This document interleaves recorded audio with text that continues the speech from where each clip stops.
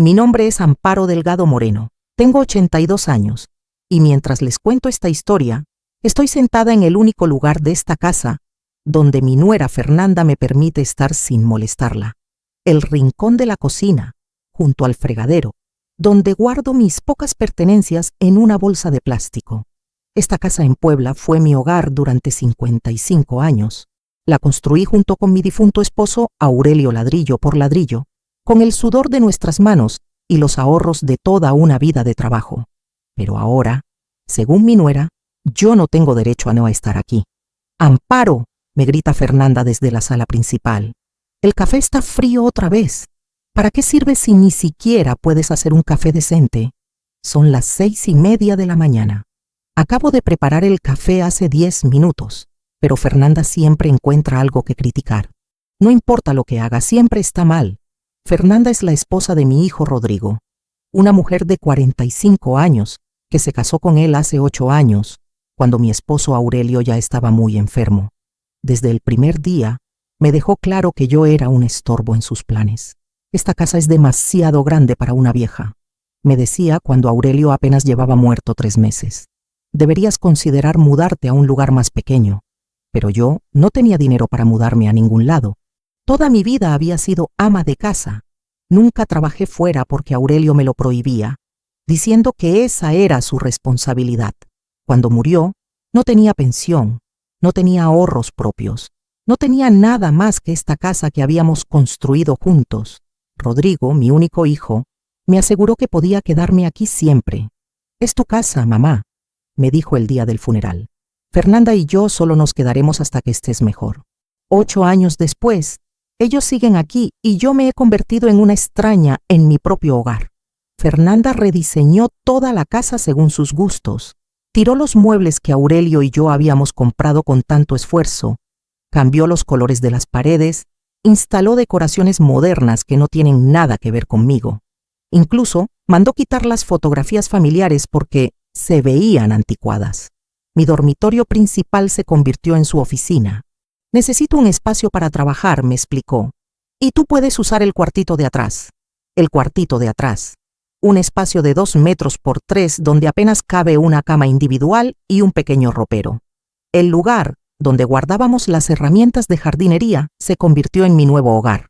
Pero lo peor no es el espacio físico que me han quitado. Lo peor son las palabras.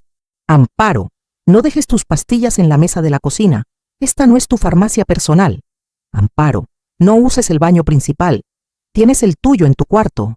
Amparo, no veas televisión en la sala. Nosotros queremos ver nuestros programas». Cada día, cada conversación, cada interacción es una oportunidad para Fernanda de recordarme que yo no pertenezco aquí. Lo que más me duele es ver cómo Rodrigo permite todo esto. Mi hijo, al que crié con tanto amor, al que eduqué para ser un hombre respetuoso y bueno, se queda callado cuando su esposa me humilla. Incluso a veces se suma a sus críticas. «Mamá, Fernanda tiene razón», me dijo la semana pasada cuando me quejé de que habían cambiado el canal mientras yo estaba viendo las noticias. «Tienes que adaptarte. Esta casa ahora es de los dos». De los dos. Como si yo fuera una invitada que se ha quedado demasiado tiempo. Ayer por la noche, mientras lavaba los platos después de la cena, porque por supuesto, esa es mi contribución a la casa, escuché a Fernanda hablando por teléfono con su hermana. «No sé qué vamos a hacer con la vieja», decía con esa voz despectiva que usa siempre para referirse a mí. «Cada día está más molesta. Se queja de todo, no ayuda en nada importante y ocupa espacio que necesitamos». «¿Han pensado en una casa de retiro?», preguntó su hermana. «Rodrigo no quiere ni oír hablar de eso. Dice que es su madre, pero yo no puedo seguir así. Necesito mi casa para mí». Su casa. Mi casa se había convertido en su casa.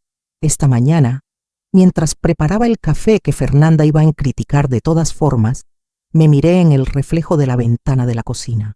Una mujer de 82 años, encorvada, con el pelo mal cortado porque no puedo permitirme ir al salón, usando ropa vieja porque mi mesada no alcanza para nada nuevo. Me pregunté cuándo había dejado de ser Amparo Delgado, la mujer que construyó esta casa, para convertirme en la vieja que estorba en la vida de otros. Pero hoy algo va a cambiar. porque Fernanda finalmente va a cruzar una línea que la va a meter en problemas más grandes de los que puede imaginar. El domingo que cambió todo, comenzó como cualquier otro día. Era la comida familiar mensual, una tradición que habíamos mantenido durante décadas, pero que ahora se había convertido en mi peor pesadilla. Vinieron mis hermanas Elena y Carmen con sus familias, mis sobrinos, algunos primos. 15 personas reunidas en la casa que había sido el centro de nuestra familia durante tantos años. Pero ya no era mi casa. Era la casa de Fernanda. Ella había cocinado, algo que hacía siempre en estas ocasiones para lucirse frente a mi familia. Yo había ofrecido ayudar, pero me rechazó con su sonrisa falsa de siempre. No te preocupes, Amparo. Ya sabes que tu comida es muy tradicional. Hoy quiero impresionar a la familia. Tradicional. Su manera elegante de decir que mi comida estaba pasada de moda y no era lo suficientemente buena. Durante la comida, yo me quedé callada en mi lugar al final de la mesa. Ya no me sentaba en la cabecera donde había estado durante 50 años. Escuchaba a mi familia elogiar la comida de Fernanda, preguntarle sobre su trabajo, celebrar sus logros. Nadie me dirigía la palabra directamente. Era como si fuera invisible. Después de comer, mientras todos estaban en la sala platicando, decidí hacer algo que no había hecho en meses: participar en la conversación familiar. Mi sobrino Daniel estaba contando sobre un proyecto de construcción en el centro histórico de Puebla. Como mi difunto esposo había sido albañil toda su vida, yo sabía mucho sobre construcción. El problema con esos edificios viejos, dije, acercándome al grupo, es que los cimientos originales a veces no aparecen en los planos modernos. Mi Aurelio siempre decía que... Amparo, me interrumpió Fernanda con esa voz dulce que usaba cuando había gente presente. ¿No crees que los hombres están hablando de trabajo? Tal vez podrías ir a preparar el café. El cuarto se quedó incómodo. Mi familia sabía que Fernanda me trataba mal, pero nadie nunca decía nada. En realidad, continué, ignorando su sugerencia. Creo que mi experiencia con la construcción de esta casa podría ser útil. Nosotros también tuvimos problemas con... Amparo, me gritó Fernanda perdiendo completamente la compostura. Ya basta, ¿no sabes de qué estás hablando? Todo el mundo se calló. Mis hermanas se veían choqueadas. Rodrigo se puso rojo de vergüenza. Fernanda, por favor, comenzó mi hermana Elena. ¡No!, siguió gritando Fernanda, señalándome con el dedo. Estoy harta de que siempre tenga que estar interrumpiendo conversaciones de adultos con sus historias aburridas de hace 1000 años. Me levanté de donde estaba sentada. Fernanda, esta es mi casa y mi familia. ¿Tu casa?, se rió con una carcajada cruel. Esta casa ya no es tuya. Tú no eres nadie aquí. No eres dueña de nada. Eres una vieja mantenida que vive de la caridad de mi esposo. El silencio que siguió fue ensordecedor. Mis hermanas tenían las bocas abiertas. Mis sobrinos no sabían dónde meterse. Rodrigo estaba paralizado. «No eres nadie aquí», repitió, acercándose a mí como si fuera a golpearme. «Nadie. Y entre más pronto lo entiendas, mejor para todos». Sentí como si me hubieran dado una bofetada. Pero no fue la humillación lo que más me dolió. Fue ver a mi familia, quedarse callada mientras esta mujer me destrozaba frente a todos. Elena finalmente habló. «Fernanda, creo que estás exagerando». «No estoy exagerando nada», siguió gritando. «Ustedes no viven aquí. No saben lo que es tener que aguantar sus quejas, sus manías, su constante necesidad de atención». Me volteé hacia Rodrigo, esperando que por fin dijera algo, que me defendiera, que recordara quién era yo para él.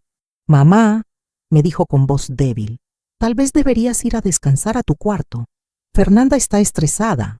Tal vez debería ir a mi cuarto, en mi casa, para que su esposa no estuviera estresada». Sin decir una palabra, caminé hacia mi cuartito en la parte trasera de la casa.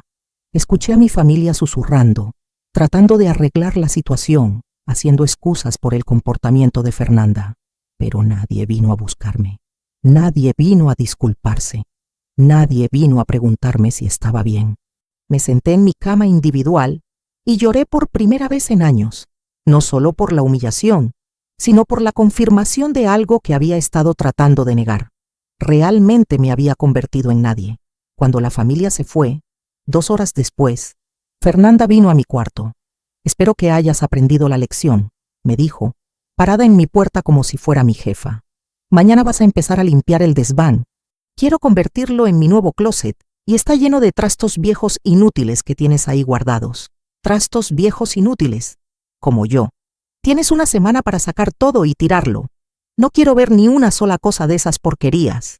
Después de que se fue, me quedé sentada en la oscuridad de mi cuartito, pensando en las palabras que me había gritado frente a toda mi familia. No eres nadie aquí. Tal vez tenía razón. Tal vez realmente no era nadie. Pero mañana, cuando subiera a limpiar ese desván lleno de trastos viejos inútiles, iba a descubrir algo que le demostraría a Fernanda exactamente quién era yo y quién había sido mi familia mucho antes de que ella naciera. Al día siguiente, subí al desván por primera vez en años.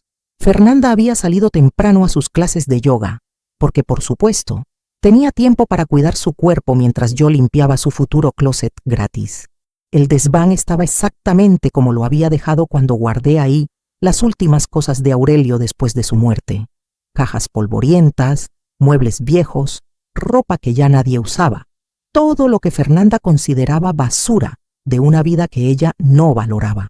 Mientras movía las cajas pesadas, algo que a mis 82 años no debería estar haciendo sola, encontré algo que había olvidado completamente.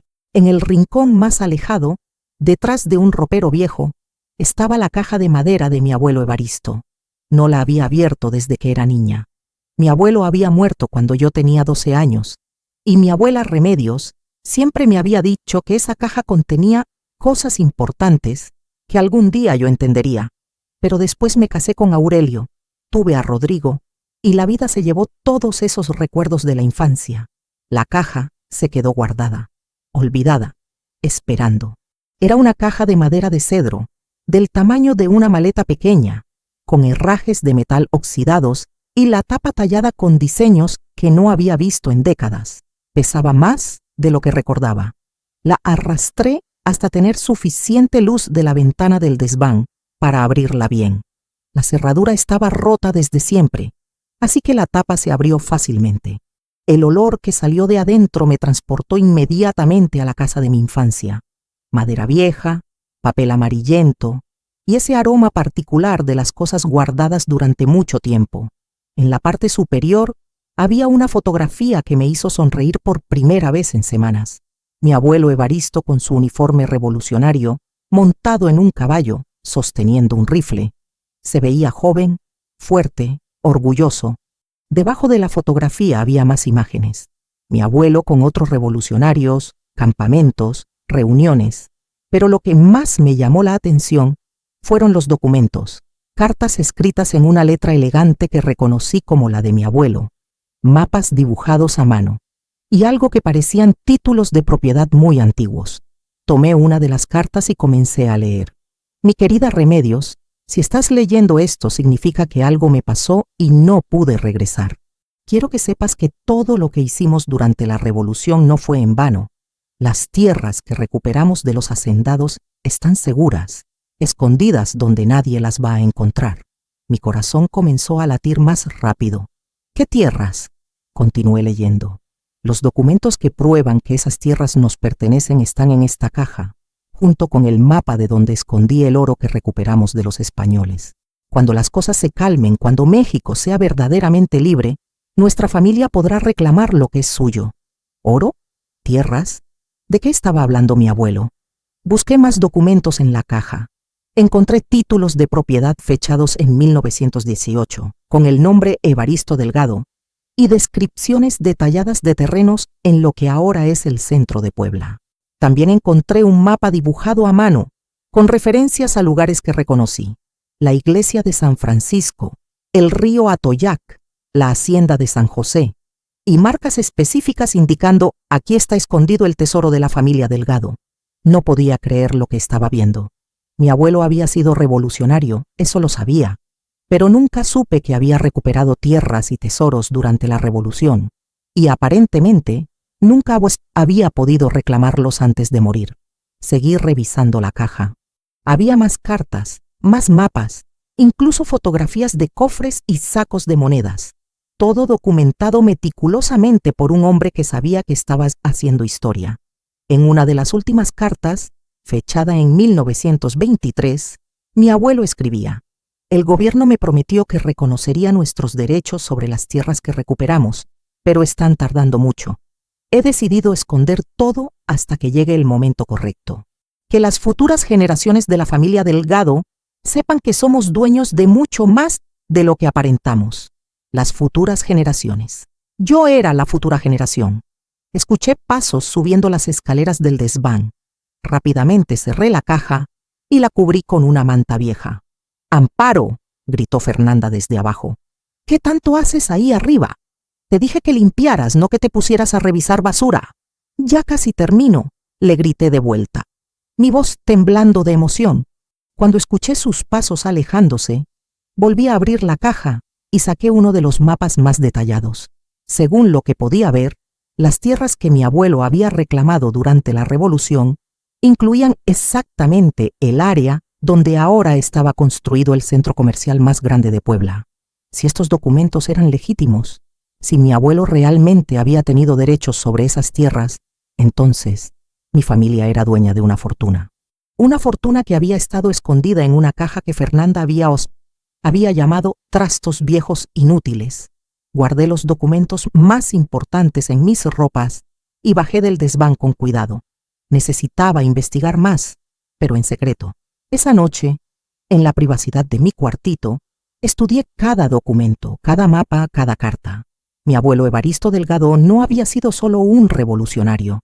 Había sido un hombre muy inteligente que había asegurado el futuro de su familia. Y yo, la mujer que supuestamente no era nadie, acababa de descubrir que tal vez era alguien muy importante. Mañana comenzaría a averiguar si los trastos viejos inútiles de mi abuelo iban a convertir a la nieta que todos despreciaban en la mujer más rica de Puebla. Durante 3 días estudié obsesivamente cada documento de la caja de mi abuelo. Mapas, cartas, títulos de propiedad, incluso dibujos detallados de los lugares donde había escondido el patrimonio de la familia Delgado.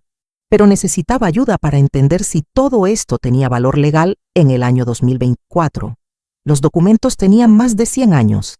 ¿Seguían siendo válidos?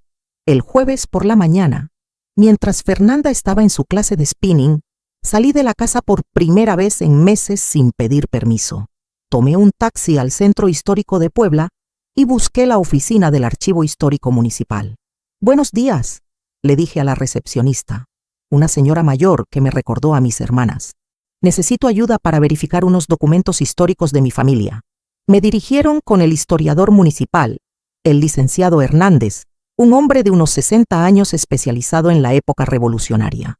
«Estos documentos son extraordinarios», me dijo después de examinar cuidadosamente las cartas y títulos de mi abuelo.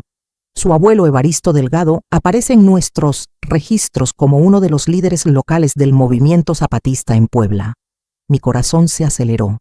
¿Eso significa que los documentos son auténticos? No solo son auténticos, señora, son invaluables desde el punto de vista histórico y posiblemente muy valiosos desde el punto de vista legal. Me explicó que durante la Revolución, muchos revolucionarios habían recibido derechos sobre tierras que habían sido expropiadas a los grandes hacendados. El problema era que después de la Revolución, muchos de esos derechos nunca se habían formalizado legalmente. Pero, continuó el licenciado Hernández, los documentos que tiene su abuelo incluyen sellos oficiales del gobierno provisional de Venustiano Carranza. Eso los hace potencialmente válidos ante la ley actual.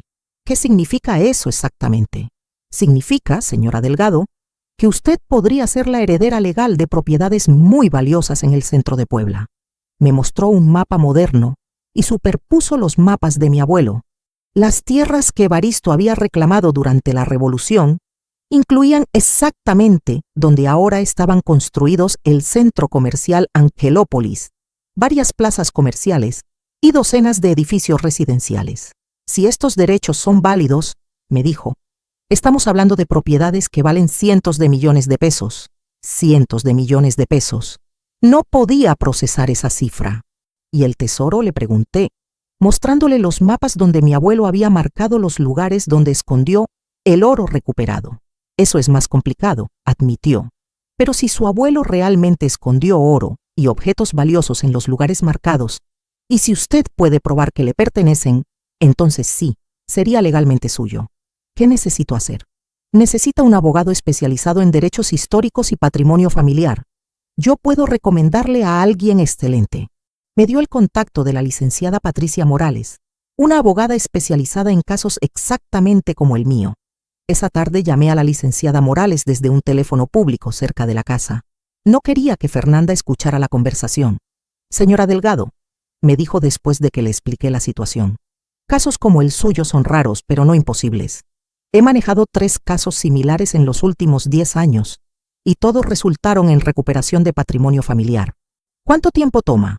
Puede ser un proceso largo, de 6 meses a 2 años, pero mientras tanto puedo conseguir órdenes judiciales que protejan los sitios mencionados en los mapas de su abuelo, para evitar que alguien más construya o excave ahí. ¿Y cuánto cuesta? Normalmente cobraría honorarios muy altos por un caso así, pero la historia de su abuelo me fascinó. Si acepta que yo cobre un porcentaje de lo que recuperemos en lugar de honorarios fijos, puedo empezar a trabajar inmediatamente. Acepté sin dudarlo. Esa noche, en mi cuartito, hice cálculos mentales. Si el licenciado Hernández tenía razón, si esas propiedades realmente valían cientos de millones de pesos, entonces yo no era solo nadie, como me había gritado Fernanda. Yo era potencialmente una de las mujeres más ricas de Puebla.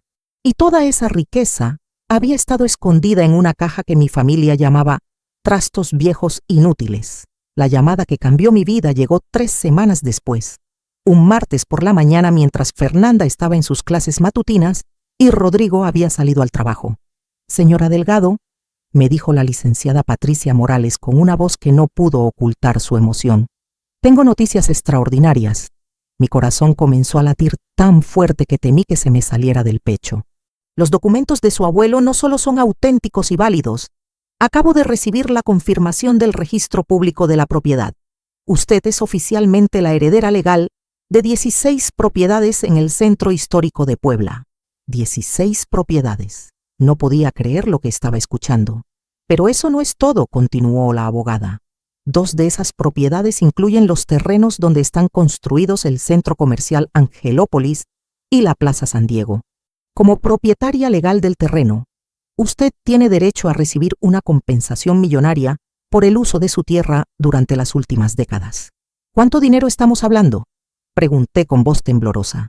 Según mis cálculos preliminares, entre la venta de las propiedades y las compensaciones por uso indebido del terreno, estamos hablando de un patrimonio que supera los 500 millones de pesos. 500 millones de pesos. Tuve que sentarme en el piso de la cocina porque las piernas no me sostuvieron.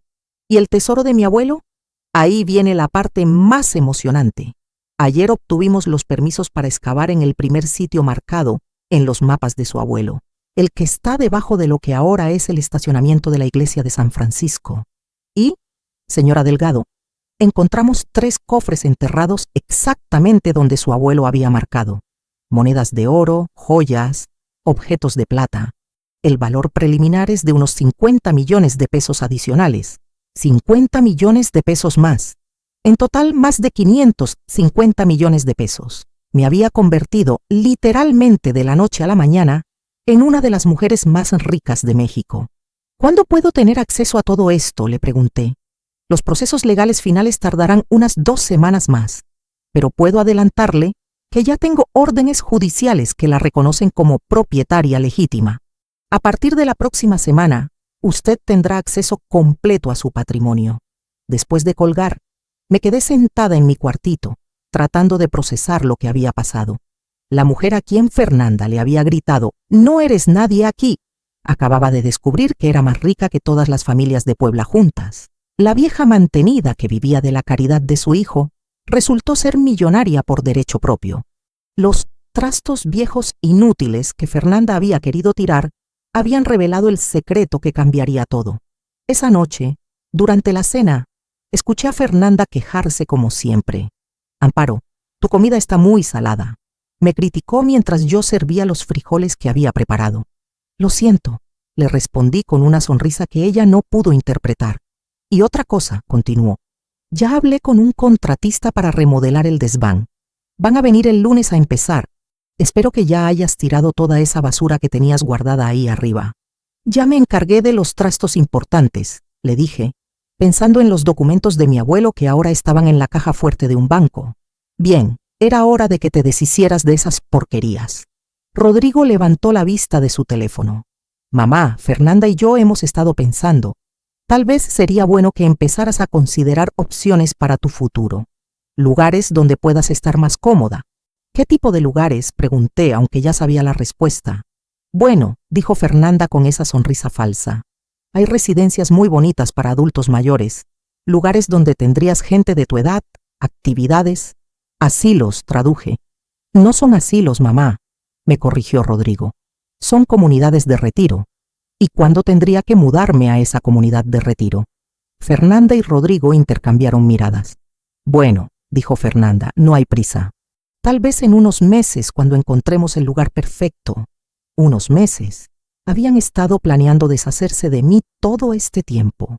Entiendo, les dije terminando mi cena. Bueno, si me disculpan, tengo algunas llamadas importantes que hacer. Me levanté de la mesa y caminé hacia mi cuartito, dejándolos confundidos por mi reacción calmada.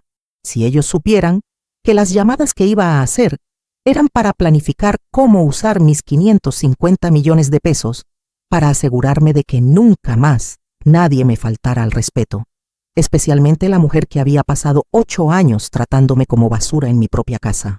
Mañana comenzaría a ejecutar mi plan. Y cuando terminara, Fernanda iba a descubrir exactamente quién era nadie en esta historia. El viernes por la mañana, mientras Fernanda tomaba su café matutino en mi mesa del comedor, sonó el timbre a las 9 en punto. ¿Quién puede ser tan temprano?, murmuró, molesta por la interrupción de su rutina de revisar redes sociales. Yo abro, le dije, caminando hacia la puerta con una sonrisa que había estado practicando toda la semana. Del otro lado estaban la licenciada Patricia Morales, acompañada de un notario público, un tasador oficial de propiedades y 2 oficiales judiciales. Buenos días, señora Delgado, me saludó la licenciada con profesionalismo absoluto. Venimos a ejecutar las órdenes judiciales que discutimos. Por favor, pasen, les dije, abriendo la puerta completamente. Fernanda apareció en la entrada de la sala, con el pelo todavía despeinado y cara de confusión total.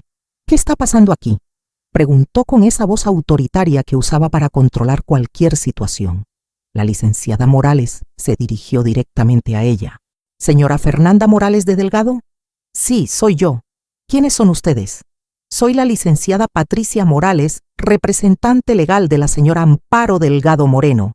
Le traigo una notificación judicial oficial. Fernanda se puso pálida. ¿Una notificación de qué? El notario se adelantó con una carpeta llena de documentos. Notificación de propiedad legítima y orden de desalojo inmediato. ¿Desalojo? Esto tiene que ser una broma. No es ninguna broma, intervine yo, disfrutando cada segundo de su confusión. Resulta que esta casa y muchas otras propiedades en Puebla me pertenecen legalmente. Eso es imposible. Tú no tienes nada.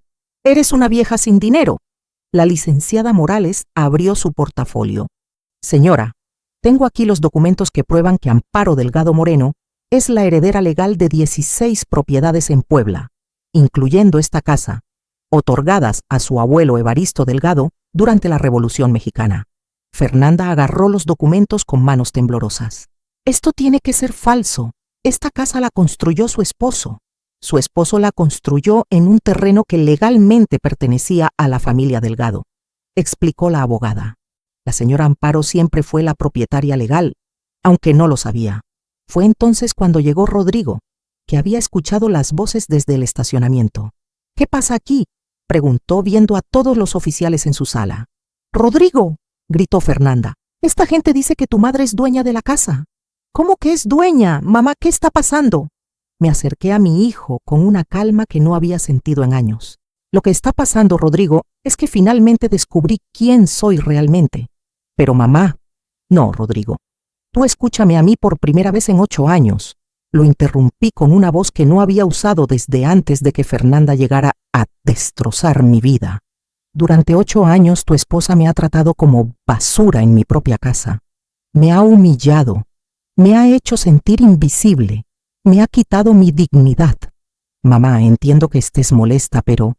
Yo no estoy molesta, grité, sorprendiendo a todos, incluyéndome a mí misma.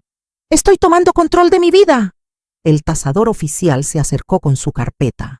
Señora Delgado, necesitamos hacer una evaluación oficial de todas las propiedades. ¿Podemos empezar? Por supuesto, respondí. Esta casa está valuada en aproximadamente 8 millones de pesos, ¿verdad? Fernanda se desplomó en el sillón. 8 millones, no tenemos 8 millones. Ese es solo el valor de esta casa, continué, disfrutando su pánico. Las otras 15 propiedades que heredé de mi abuelo valen considerablemente más. ¿15 propiedades más?, susurró Rodrigo. La licenciada Morales sacó una lista. El centro comercial Angelópolis está construido en terrenos de la señora Delgado. La compensación por uso indebido del terreno durante las últimas 3 décadas es de 200 millones de pesos.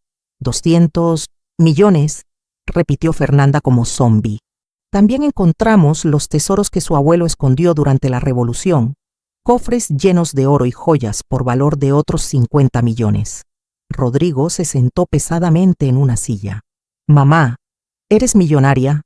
No, Rodrigo, le sonreí. Soy multimillonaria. 550 millones de pesos, para ser exacta. Fernanda comenzó a llorar. Amparo, por favor, ¿podemos arreglar esto? ¿Podemos hablar? ¿Hablar? La interrumpí. Como cuando me gritaste, ¿no eres nadie aquí frente a toda mi familia? Yo estaba molesta. No lo decía en serio.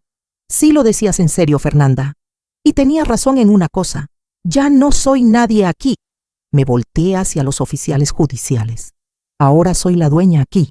Y como dueña, les estoy dando 24 horas para que recojan sus cosas y se vayan de mi casa. ¿A dónde vamos a ir?, preguntó Rodrigo con desesperación. No lo sé, hijo, pero estoy segura de que con el dinero que han ahorrado durante 8 años de vivir gratis en mi casa, podrán encontrar algo apropiado. La licenciada Morales cerró su portafolio. Los documentos de desalojo están en orden. Tienen hasta mañana a las 5 de la tarde. Después de que se fueron todos los oficiales, me quedé sola en la sala con Fernanda y Rodrigo.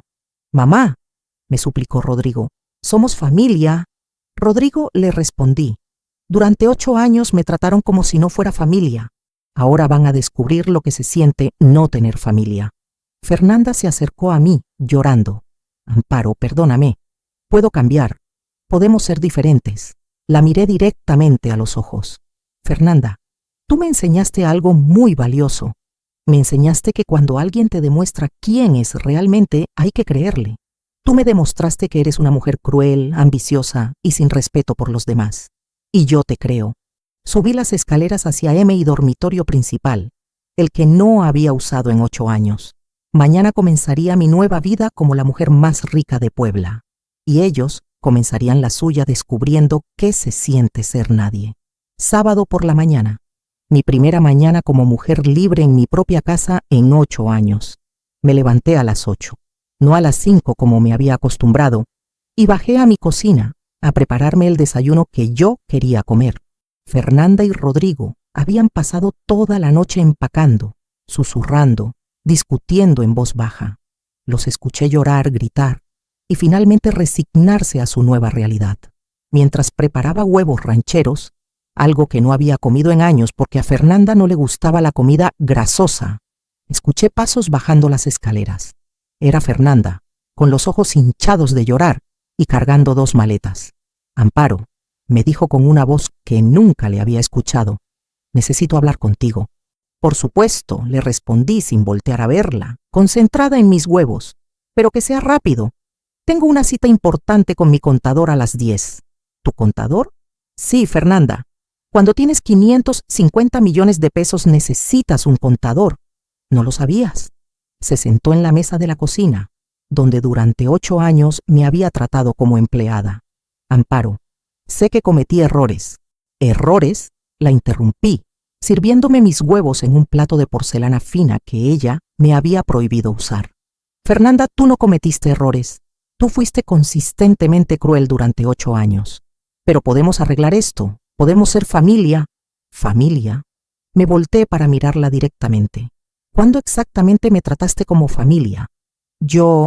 Bueno, fue cuando me mudaste al cuarto de servicio. Eso fue porque... fue cuando me prohibiste usar mi sala.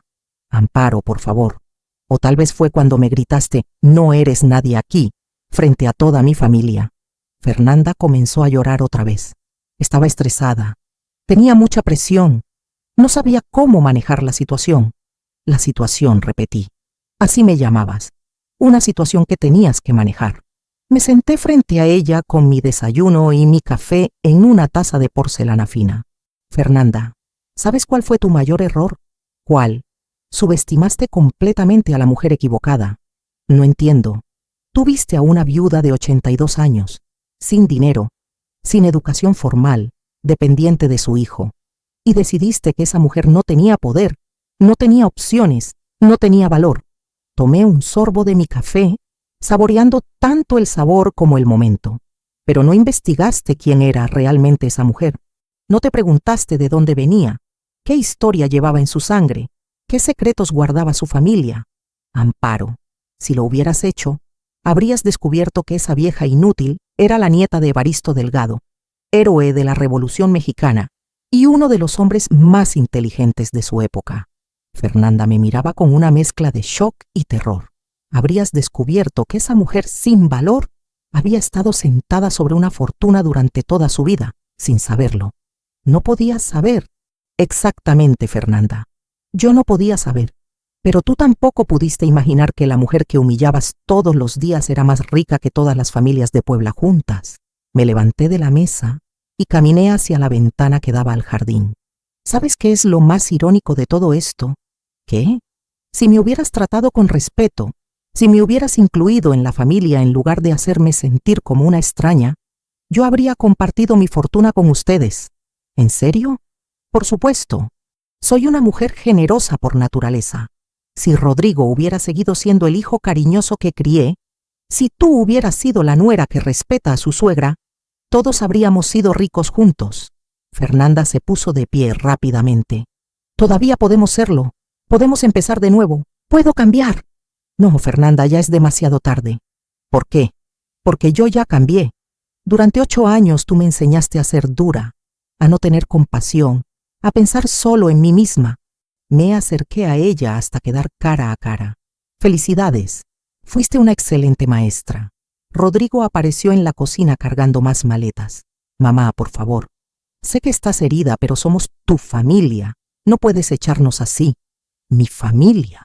Lo miré con una tristeza que no pude ocultar. Rodrigo, durante 8 años tú permitiste que tu esposa me humillara en mi propia casa. Cada vez que ella me gritaba, tú te quedabas callado. Yo no sabía qué hacer. Sabías exactamente qué hacer. Defenderme, protegerme, tratarme con el respeto que me merecía por haberte criado y educado. Pero mamá, Rodrigo, tú elegiste. Durante 8 años, cada día, tú elegiste complacer a tu esposa en lugar de honrar a tu madre. Puedo cambiar. ¿Sabes por qué no te creo? ¿Por qué? Porque ni siquiera ahora, cuando sabes que soy millonaria, has pedido perdón por haberme permitido sufrir durante 8 años. Rodrigo se quedó callado. Solo están suplicando porque necesitan mi dinero. No porque se arrepientan de haberme hecho daño. Caminé hacia la puerta de la cocina. Tienen hasta las 5 de la tarde. Después de eso, cualquier cosa que dejen aquí será donada a la caridad. ¿A dónde vamos a ir?, preguntó Fernanda desesperada. No lo sé, Fernanda, pero te aseguro que donde sea que vayan, vas a aprender lo que se siente ser tratada como nadie. Los dejé empacando y subí a mi dormitorio principal. Por primera vez en 8 años, iba a dormir en mi propia cama, en mi propia casa, sin nadie que me dijera qué podía o no podía hacer. Y mañana comenzaría a disfrutar de ser una de las mujeres más poderosas de México. 6 meses después de recuperar mi vida, estoy sentada en el jardín que rediseñé completamente, en una casa que ahora refleja mi verdadera personalidad, tomando té en una taza de porcelana china que compré simplemente porque me gustó. Han sido los 6 meses más extraordinarios de mis 82 años de vida. Fernanda y Rodrigo se mudaron a un apartamento pequeño en las afueras de Puebla. Rodrigo tuvo que buscar un segundo trabajo para poder pagar la renta, y Fernanda tuvo que vender su carro de lujo y conseguir empleo como instructora de aeróbicos en un gimnasio de barrio. ¿Me siento culpable? No, para nada. Durante 8 años ellos apostaron a que yo no tenía valor, no tenía poder, no tenía opciones. Aprendieron por las malas que una mujer de 82 años puede ser más poderosa de lo que jamás imaginaron, especialmente cuando esa mujer descubre que es multimillonaria. Mi historia se volvió famosa en todo México. Los periódicos la llamaron el tesoro de la abuela revolucionaria. Y he recibido cientos de cartas de mujeres mayores contándome sus propias historias de abuso familiar. Eso me inspiró a crear la Fundación Evaristo Delgado, dedicada a ayudar a mujeres mayores que han sido despojadas de su dignidad por sus propias familias. En 6 meses hemos ayudado a más de 200 mujeres a recuperar control sobre sus vidas. Algunas descubrieron que tenían más dinero del que sabían. Otras encontraron la fuerza para salir de situaciones de maltrato. Varias se reconectaron con historias familiares que las empoderaron. Pero lo más importante que he aprendido en estos meses es que la edad no es una debilidad, es una fortaleza. A los 82 años no necesito complacer a nadie. No necesito ser la abuela perfecta, la suegra complaciente o la viuda agradecida. Puedo ser exactamente quien soy, una mujer fuerte, independiente y dispuesta a usar mi poder para hacer justicia. También aprendí que nuestro valor no está en lo que otros piensan de nosotros. Está en nuestra historia, en nuestros antepasados, en los secretos que llevamos sin saberlo. Mi abuelo Evaristo había asegurado mi futuro desde antes de que yo naciera. Durante 82 años, esa herencia había estado esperando el momento correcto para ser descubierta. Y resulta que el momento correcto fue cuando más la necesitaba. Rodrigo intenta reconciliarse conmigo. Por supuesto, cada mes me llama o aparece en mi puerta con disculpas y promesas de cambio. Pero yo aprendí algo fundamental. Cuando alguien te demuestra quién es realmente, créeles la primera vez. Mi hijo me demostró que era capaz de permitir que su esposa me humillara durante 8 años. Esa es su verdadera naturaleza, y ninguna crisis económica va a cambiar eso. Si ustedes que me están escuchando son mujeres mayores que se sienten invisibles, devaluadas o maltratadas por sus propias familias, quiero que sepan algo muy importante. Su valor no está en lo que otros dicen de ustedes. Su poder no está en lo que otros les permiten hacer. Su historia es más importante de lo que imaginan. Y nunca, nunca es demasiado tarde para descubrir quiénes son realmente. Investiguen su historia familiar. Busquen en los baúles viejos, en las cajas polvorientas, en las fotografías amarillentas. Pregunten a los familiares mayores sobre sus antepasados, porque tal vez ustedes también descubran que la persona que pensaron que era débil e insignificante, en realidad lleva la sangre de héroes, de luchadores, de personas extraordinarias. Y tal vez descubran que esos trastos viejos inútiles que alguien quiere tirar contienen los secretos que cambiarán su vida para siempre. La edad nos da algo que los jóvenes no tienen: la perspectiva para ver las cosas como realmente son, y el valor para actuar sin miedo a las consecuencias.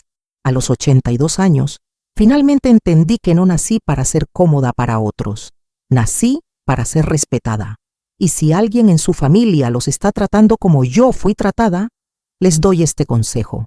Busquen ayuda, investiguen su historia, conozcan sus derechos y nunca subestimen su propio poder. Porque tal vez ustedes también descubran que la persona que pensaron que no valía nada, en realidad vale más de lo que jamás imaginaron. Mi nombre es Amparo Delgado Moreno, tengo 82 años, y esta es la historia de cómo los trastos viejos de mi abuelo me convirtieron en la mujer más poderosa de Puebla. Si mi historia los inspiró, si ustedes también han vivido situaciones similares, o si conocen a alguien que necesita escuchar este mensaje, les pido que compartan este video, que dejen sus comentarios contándome sus propias experiencias y que se suscriban para más historias de mujeres que decidieron no rendirse. Porque cada mujer que encuentra el valor para defenderse hace más fácil el camino para la siguiente, y juntas podemos demostrar que nunca es demasiado tarde para reclamar nuestro lugar en el mundo. Nunca subestimen el poder de una mujer de 82 años que finalmente descubre quién es realmente.